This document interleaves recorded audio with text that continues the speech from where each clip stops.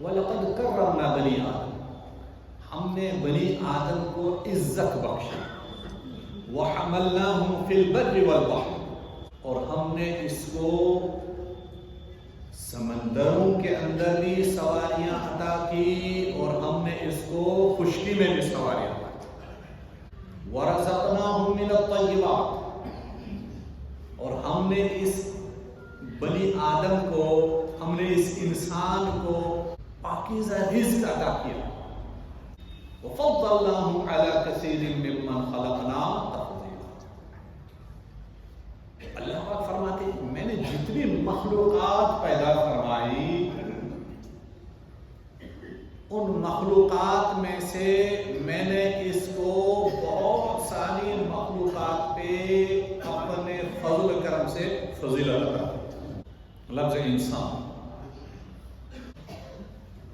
آپ کائنات میں دیکھیں، اللہ تبارک و تعالیٰ نے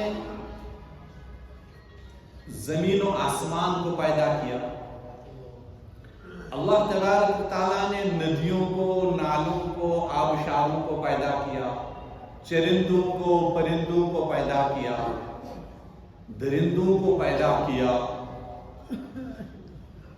بہتے چشموں کو پیدا کیا، سرسبز و شاداب وادیاں اور کھیتیاں، ہرے بھرے باغات پیدا کیے، میوہ جات پیدا کیے، آسمان، ستارے، سیارے، چاند، سورج، یہ تمام چیزیں اللہ تعالیٰ نے پیدا کیے۔ شہد کی مکھی، اس سے پیدا ہونے والا شہد پیدا کیا، ایک گائے، اس سے نکلنے والا دودھ صاف شفاف، اس کو تخلیق بخشی، بے شمار نعمتیں۔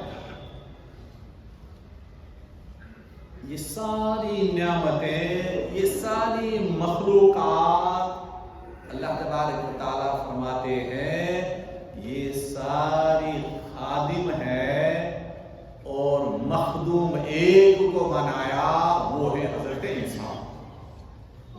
تمام کو میں نے ڈائریکٹلی یا انڈائریکٹلی خدمت کے لیے، نفع کے لیے، کس کی نفع کے لیے پیدا کیا؟